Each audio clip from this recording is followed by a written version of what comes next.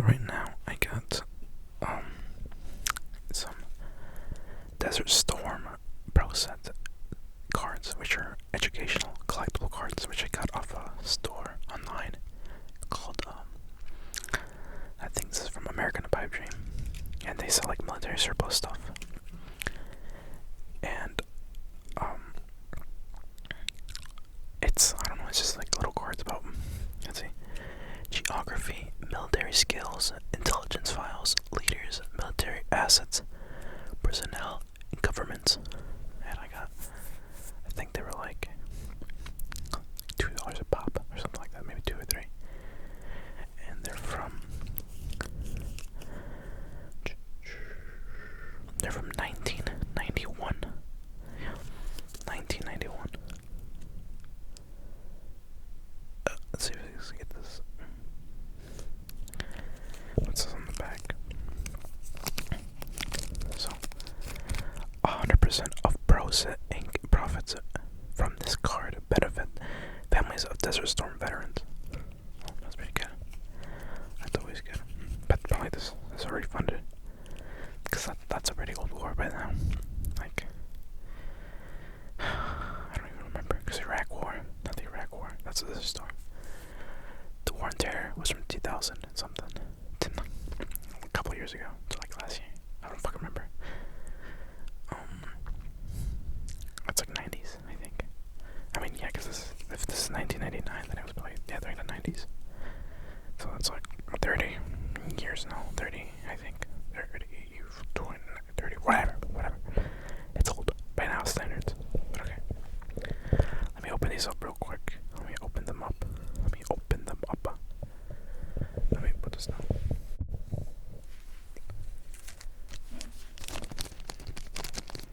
It's nice plastic they got.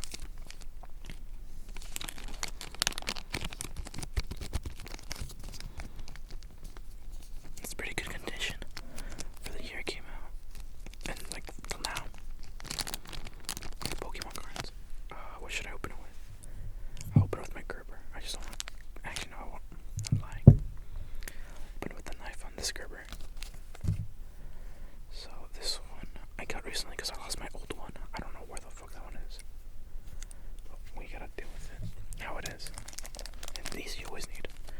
Always good. I don't want to cut this. Okay.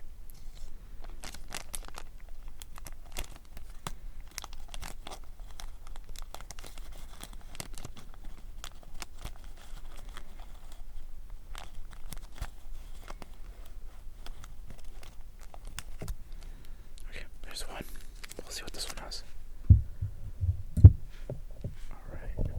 Alright, let's see what this one has. Put this on the side. Alright, I don't have the GoPro on the side. Let's see if we can get different angles from the stuff. But we'll see how this turns out. Alright. Let me put this like this actually.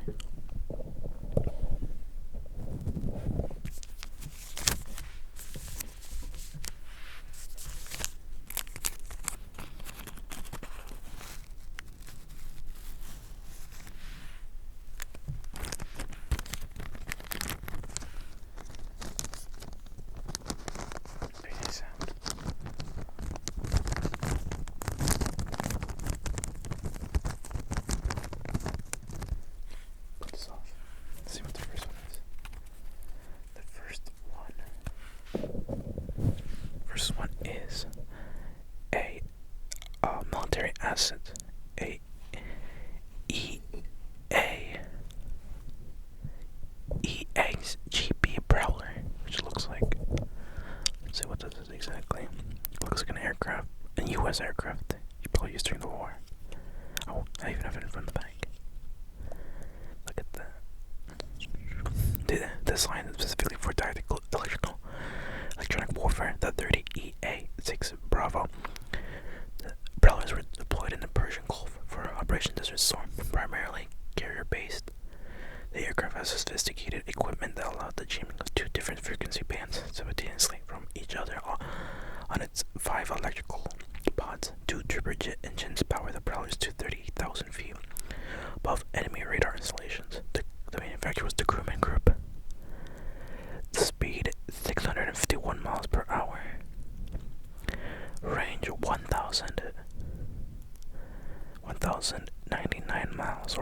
1,769 kilometers. Combat, which was combat. I'm not sure what that. I think an active fight. I think. I'm not sure. Armament of 5 electrical pods, and it could held a 4-man crew. That's pretty cool. I've never seen that aircraft actually. I never heard of it. Interesting. Let's see. Next one. The USS Ranger. The military asset fighting ship. It's Charlie Vector 61. It's designation. And this is commissioned in 1957. The USS Ranger was the first ship designed exclusively as an aircraft carrier of the Fortress class. She is larger than her sister carrier in the Persian Gulf, Midway, the USS Midway, by more than 10,000 tons. The Ranger, ordered to the Persian Gulf in November 1990, carries an assortment of 85 vehicles. Home port is in San Diego, California. It displaces 79,000 tons on its full load. Its full length is 1,039 feet, or 315.7 meters. Its max speed, I think, is 33 knots, 30 miles per hour, 62 kilometers per hour. It holds 85 aircraft again, and a crew of 6,289. That's something, honestly. Like, I've never heard of this one either. I've heard of the Midway, because that's like a historical one. But damn, I've never. Interesting, like, assets used during that whole conflict. And intelligence file dog tags. Okay, these are. Yep. Okay, yeah, I have some of these too. I think these it's the same thing. Yeah. So, all U.S. military personnel are issued dog tags in boot camp. These tags, worn around the soldier's neck on a chain, are helpful in giving assistance to soldiers in combat. If the soldier is wounded, the dog tag gives medical personnel the blood type for an immediate transfusion. Other information on the tag includes the soldier's name, social security number, and religious preference. So, I have my dog tags somewhere in probably my uniform. But yeah, it's probably the same as still back now. But I think the stamping's different. But yeah, it has my name, my blood type. I'm a O positive, I think.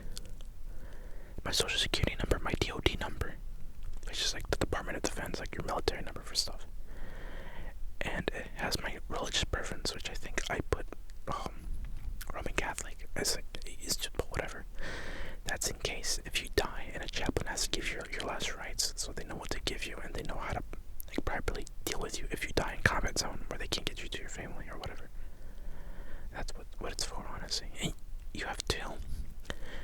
I don't really know exactly the official reason why they have to, but when my colonel, when I was in high school, I had a guy who helped instruct us.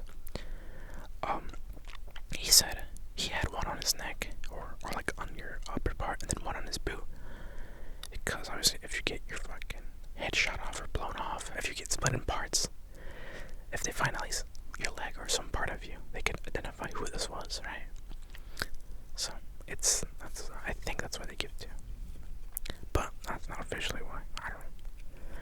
Let's just go through these a little fast. Government, the United Nations sanctions. So prior to the operation and blah blah blah.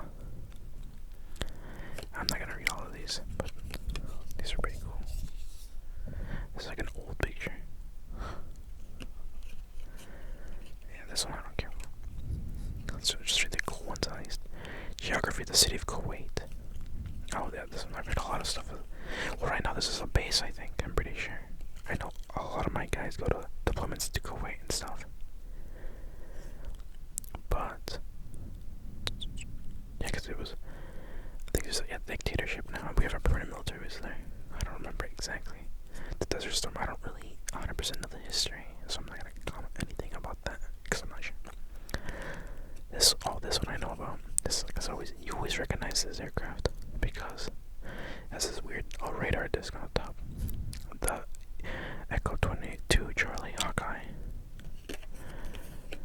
And this it's a twin turboprop. It's an airborne early warning aircraft. It can detect the approach of enemy aircraft at a range of 300 miles. Carrier borne, it is adaptable to land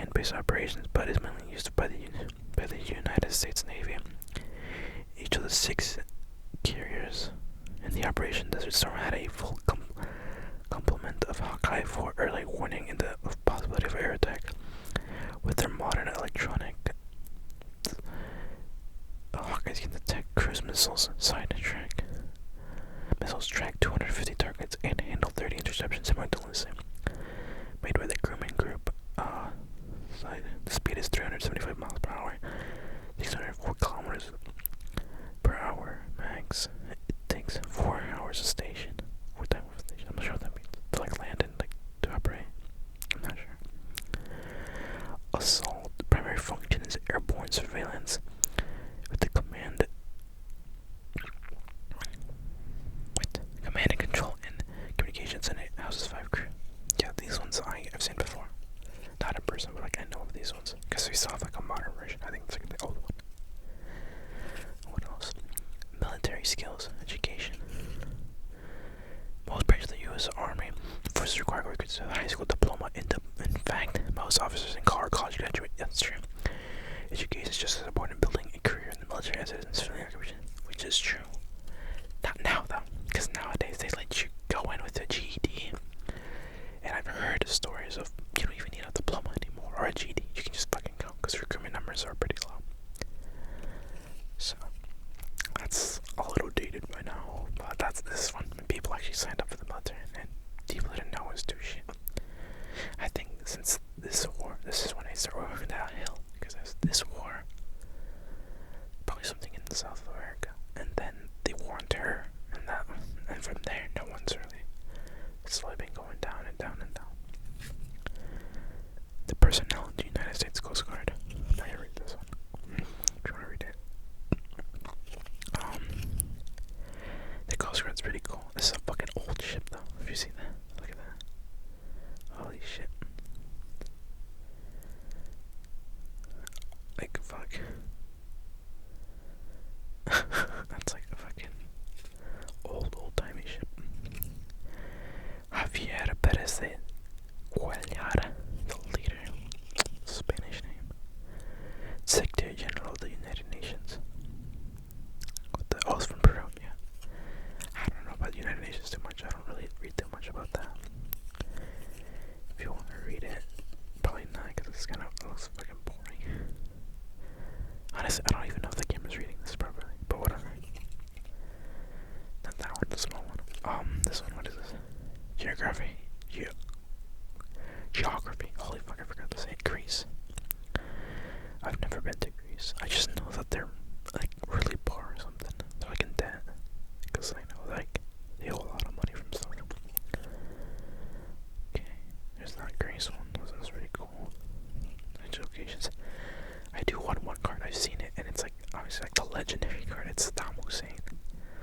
I want that card, but we'll see. Let's try that over the next one.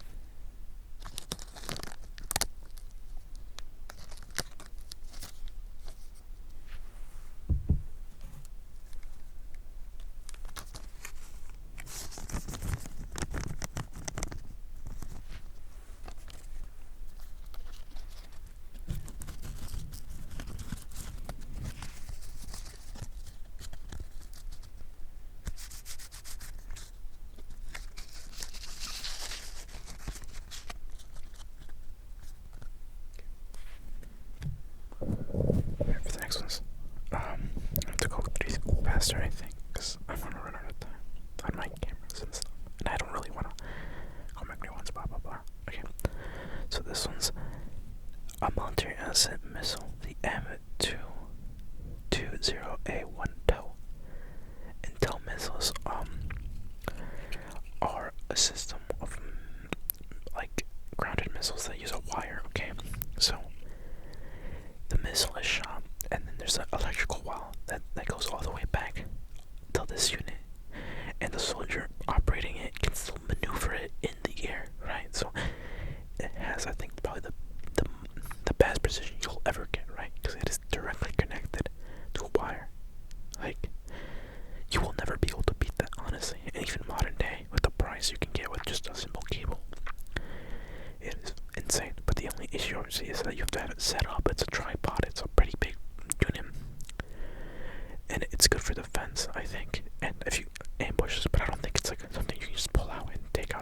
goes in tanks with. Like this is a killer. If you're in a tank and you have no infantry support and there's a tow, you are going to get hit. No assistance you have. Like tanks nowadays have what it's called reactive armor, which is like a piece of metal. Like I don't know if you've probably seen it nowadays. Like little blocks on the tank, and if an explosive hits the armor, it'll explode back the energy. For most like stuff like RPGs, but nowadays most missiles or anti-tank material weapons bypass it by just having an explosive warhead and then a little distance between that and the actual projectile, which are usually copper or uranium tipped stuff, rods or whatever, to penetrate the armor. So it hits, blows up the reactive armor, boom, hits again, and then it goes through. But obviously with less force, but it's still defeating the armor nowadays. But most people still have it because it's not too expensive and it's like a decent thing to have. But with dome missiles, they can aim in between the armor because those blades can't be everywhere, right? They can precision strike tanks with the dome missiles, and that's what makes them pretty scary, from my understanding. Alright. Military skills. Fitness. I mean, I count some pretty cool stuff, but I don't think this isn't really a thing anymore. They've lowered the standards as I've gone through. But that's like an entire issue on itself that you'd have to discuss. I'm not willing to discuss right now, but that's something I am kind of passionate about, at least. Let's say, intelligence file, Christianity. Let's talk about religion. I don't know why. I don't know. Maybe there's a religious aspect of the war, probably. But I don't remember. Okay. All I remember is fucking the thing about nuclear weapons. But that might have been something else, honestly. Leader, Lieutenant General Charles A. Horner. Yeah. This is, what is this, Air Force? Or this Army? Is he an Army officer? Yes, he was Air Force, I can tell, because he has a nice uniform. That's why. Alright, geography. The Netherlands. I have some friends from the Netherlands. Somewhere I like to visit one day. But yeah, not sure what they contributed.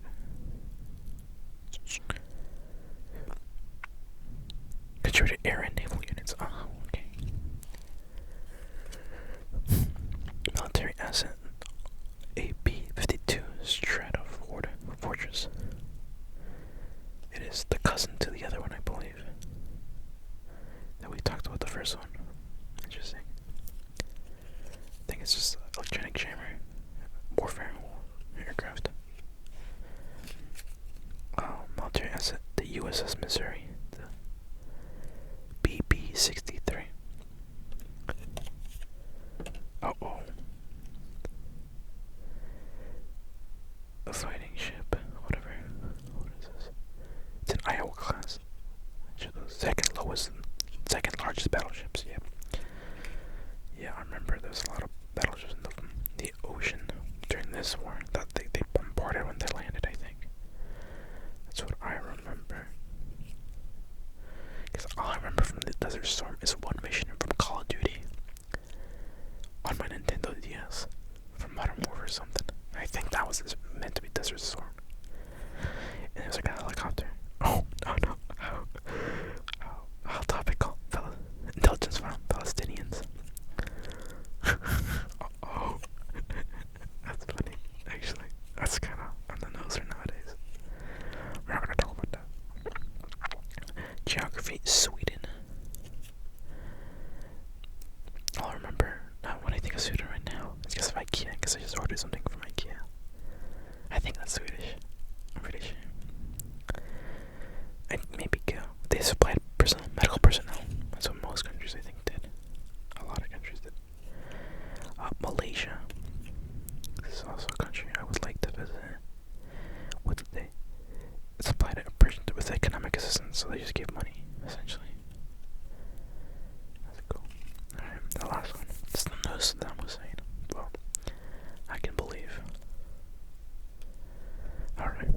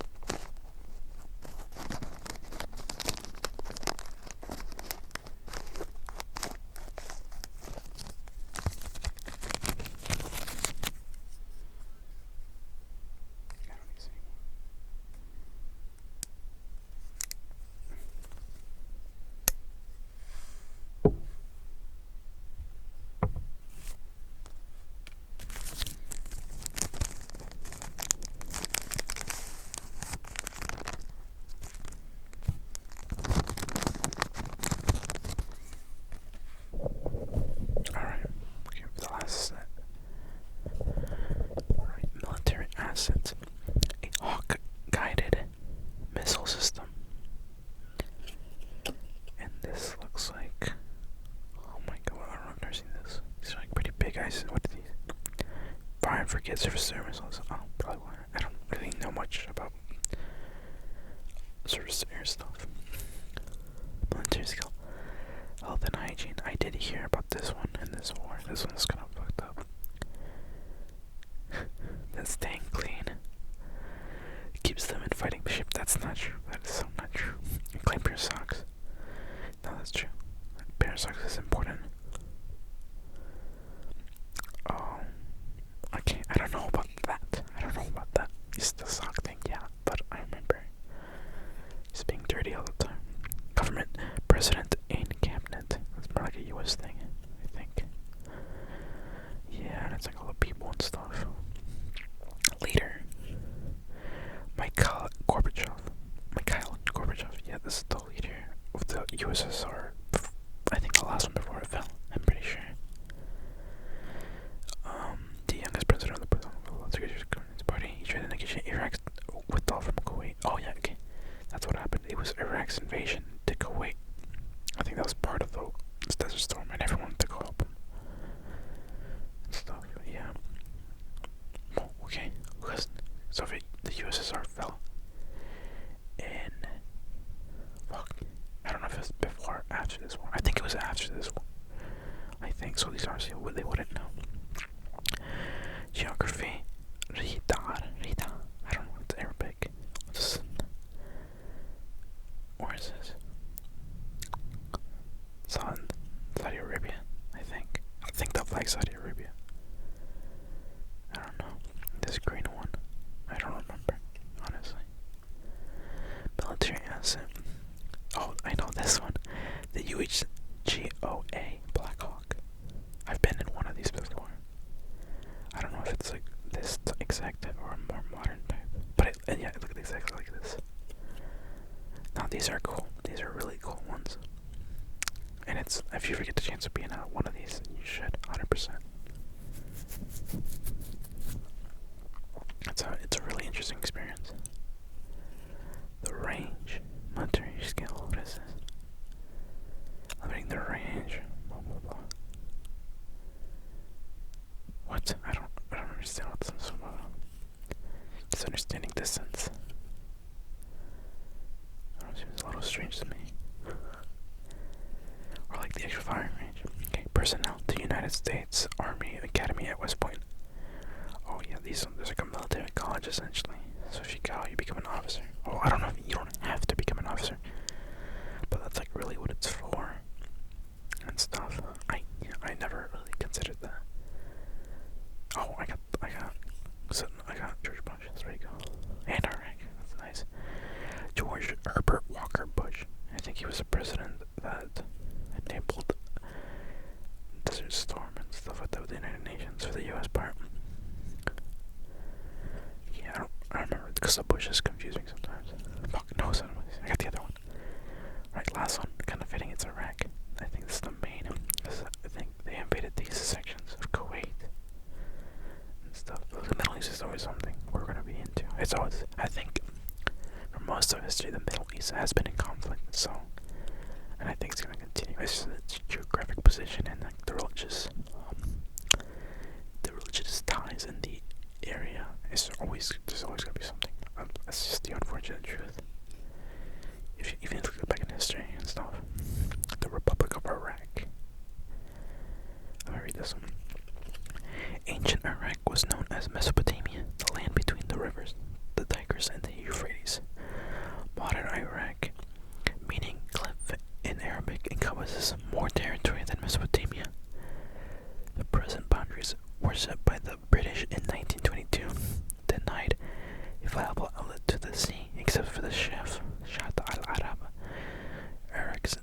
Iraq tried to correct these land problems by waging war with Iran from 1980 to 1988. In August 2nd, 1990, Iraq invaded Kuwait. Its geographic area is 1,167,924 square feet,